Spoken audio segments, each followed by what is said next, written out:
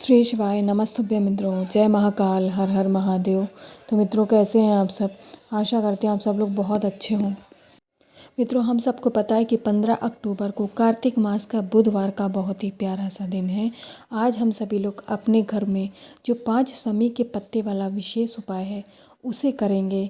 इस एक उपाय को करने से घर में बल बुद्धि के, यदि कोई घर में नशा करता है उसका नशा छूट जाएगा। किसी बच्चे में बुद्धि की कमी है, शारीरिक बल नहीं है, इस तरीके से बहुत सारी आपकी इच्छा मनोकामना पूर्ण होंगी। तो तीनों उपायों को जानने के लिए मेरे साथ वीडियो में लास्ट तक बने रहिएगा। तो सबसे पहले उपाय की बात करते हैं। इस उपाय को करने से यदि किसी बच्चे में या किसी और में भी शारीरिक दुर्बलता बहुत अधिक है तो आपको लेने हैं शमी के 5 पत्ते। जितना गोले के अंदर आपको दिखाया गया है या एक पत्ता गिना जाता है, ऐसे आपको 5 पत्ते तोड़ लेने हैं शमी के पेड़ के अच्छे अच्छे। ऐसा नहीं कि एक एक जिसमें छोटी छोटी पत्तियां लगी होती उसको गिना जाए, नहीं, उसे नहीं गिना जाता। आपको 5 शमी के पत्ते तोड़ लेने हैं। पांचों पत्तों को लेकर के आप अपनी पूजन की थाली में रख लीजिएगा। इसके बाद में जलाभिषेक करने के लिए हम जल तैयार करेंगे। तांबे का या फिर स्टील का कोई भी कलश ले लेंगे। अपने घर का शुद्ध जल और गंगा जल दोनों उस कलश के अंदर आपको डालना है। मात्रा समान रखने का प्रयास मत करिएगा। अगर कम है गंगा जल तो आप उतना ही डालिएगा। इसके बाद जिस व्यक्ति के लिए आप यह उपाय कर रहे हैं उस व्यक्ति के हाथों से आपको इस कलश को एक बार स्पर्श करा लेना है। स्पर्श कराने के बाद में महादेव जी के शिवलिंग के पास पहुंच जाना है। यहाँ पहुंच करके उत्तर दिशा में मुख करके आपको खड़े हो जाना है। सबसे पहले जो जल लेके गए हैं उसे श्री शिवाय नमस्तुभ्यं मंत्र का जाप करते हुए महादेव जी की शिवलिंग पे समर्पित कर दीजिएगा। जब आप जल समर्पित कर चुके होंगे उसके बाद में आपके पास में 5 शमी के पत्ते हैं। सबसे पहला पत्ता आपको कहाँ समर्पित करना है, क्योंकि पत्तों को समर्पित करने का ही सबसे बड़ा महत्व है। ठीक है, सबसे पहला पत्ता जब हम शमी का समर्पित करेंगे उसे महादेव जी की शिवलिंग के ऊपर समर्पित करेंगे। और आपको जो नाम लेना है यहाँ पर पहले पत्ते को समर्पित करते हुए, तब आपको तुम रुका महादेव जी के नाम से पहला पत्ता महादेव जी की शिवलिंग पे समर्पित करना है। ठीक है, सबसे पहला पत्ता समर्पित कर चुके। अब दूसरे पत्ते की बात करते हैं। जो यहाँ पर भगवान नंदी जी का उठा वाला पैर होता है, यहाँ पर आपको जाना है, दूसरे पत्ते को समर्पित करना है। और जब दूसरा पत्ता समर्पित करेंगे तो नंदेश्वर महादेव जी के नाम से। ठीक है, दोनों पत्ते समर्पित कर चुके। अब आपके पास बचते हैं 3 पत्ते और उन तीनों पत्तों को एक एक करके यहाँ पर जो महादेव जी के शिवलिंग के ऊपर भगवान गणेश का स्थान होता है वहाँ पर आप तीनों शमी के पत्तों को समर्पित कर देंगे। और जब आप यहाँ पर 3 पत्ते समर्पित कर रहे हैं तब आपको महादेव जी के एक और रूप यानी मयूर ध्वज नाम लेकर के आपको तीनों शमी के पत्ते को समर्पित कर देना। पहला पत्ता महादेव जी के शिवलिंग के ऊपर, दूसरा नंदी महाराज जी के उठे वाले पैर के ऊपर, बाकी के 3 पत्ते आपको भगवान गणेश का जो स्थान है वहाँ पर समर्पित करके चले आएगा। मित्रों, आपके कोई भी जो भी शारीरिक दुर्बलता जिस व्यक्ति के शरीर में है उसकी शारीरिक दुर्बलता बहुत जल्दी दूर होने वाली है। 3 उपाय आप लोग समझ गए हैं। अब यहाँ पर हम सभी लोग बात करेंगे अपने दूसरे उपाय की। मित्रों, जो दूसरा उपाय करेंगे इसे कांता चक्र के नाम से जाना जाता है। बहुत ही विशेष उपाय है। इसके लिए आपको लेना है एक बेलपत्र। बेलपत्र कहीं से कटी फकी और खंडित ना हो, ध्यान रखिएगा। एक बेलपत्र लेने के बाद में आपको लेना है गुड़हल का एक फूल। देखिए, हमें यहाँ पर लाल पुष्प का प्रयोग करना है। अगर गुड़हल का ना मिले तो कोई और आपको मिल जाए लाल पुष्प, आप उसको ले लीजिएगा। ठीक है, इसके बाद में तीसरे नंबर पे जो हमें लेना है वो है सफ़ेद पुष्प।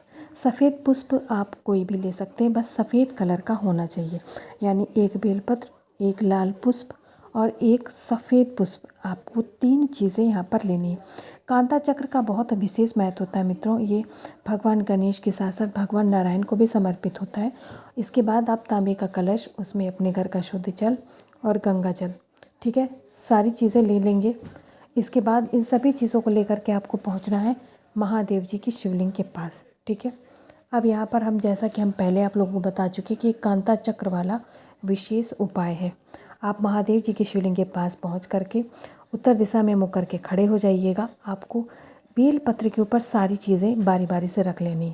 लाल पुष्प, सफ़ेद पुष्प आपको उसके ऊपर रख लेना है और भगवान नारायण, महादेव जी के साथ साथ भगवान नारायण का ध्यान करिएगा। कांता चक्र जो है यानी कांता भगवान का स्मरण करके आप माता अशोक सुंदरी के स्थान पे समर्पित करेंगे इन सभी चीज़ों को। और माता अशोक सुंदरी के साथ साथ महादेव जी से भी विनती करेंगे, निवेदन करेंगे अपने जीवन की परेशानी, अपने जीवन के दुखों को दूर करने का।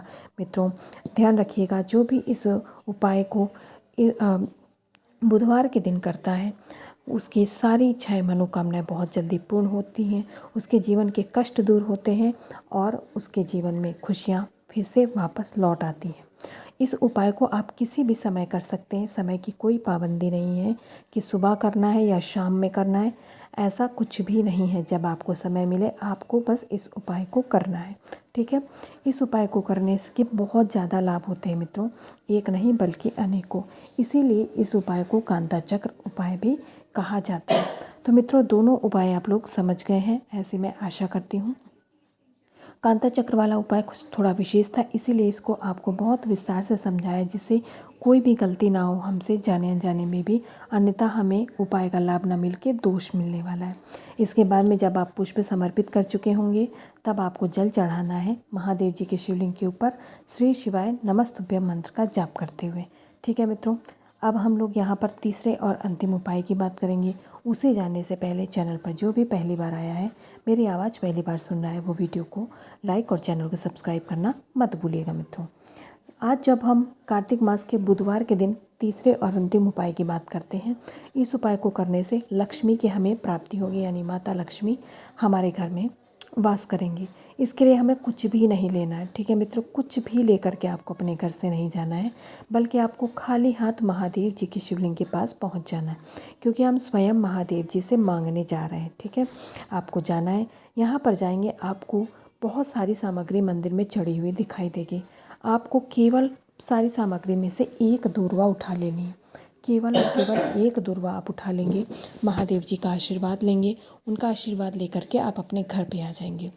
घर में प्रवेश करने से पहले जो घर की देहरी होती है, देहली जिसे कहते हैं चौखट, वहाँ पर आपको खड़े हो जाना है और माता लक्ष्मी का ध्यान करेंगे। माता लक्ष्मी से ध्यान करेंगे, उनसे निवेदन करेंगे अपने घर के धन के भंडारों को भरने के लिए, यानी आपके घर में जो धन संबंधी परेशानी है उसे दूर करने का माता लक्ष्मी से निवेदन करेंगे। इसके बाद में जब आप उनसे अपने हृदय की बात कह चुके हों, यानी माता लक्ष्मी से निवेदन कर चुके हों, तब आप उस एक दूर्वा को घर की देहली पे आपको उस चौखट पे स्पर्श करा लेना है। घर के अंदर प्रवेश करेंगे, घर में जाएंगे, आपके घर में जो भी अलमारी है जिस पे आप लोग पैसे वैसे रखते हैं, उस अलमारी में जा कर के इस दूर्वा को आपको माता लक्ष्मी के नाम से रख लेना है मित्रों, और कुछ भी नहीं करना है। माता लक्ष्मी की कृपा से दिवाली भी आने वाली है। आप सभी लोग जानते हैं धनतेरस की पूजा की जाती है, बहुत सारी पूजाएँ की जाती हैं। इस सभी से आपके घर में माता लक्ष्मी का आशीर्वाद मिलेगा, आपके घर में भी कभी धन धान्य की कमी नहीं होगी। बाकी मित्रों मैंने अपनी तरफ से पूरा प्रयास किया आप लोगों को तीनों उपायों को समझाने का।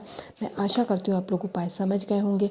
अगर कुछ भी नहीं समझ में आया तो कमेंट सेक्शन में कमेंट करके पूछ सकते हैं। ऐसे ही महादेव जी का आशीर्वाद सदा आप पर बना रहे। श्री शिवाय नमस्तुभ्यम।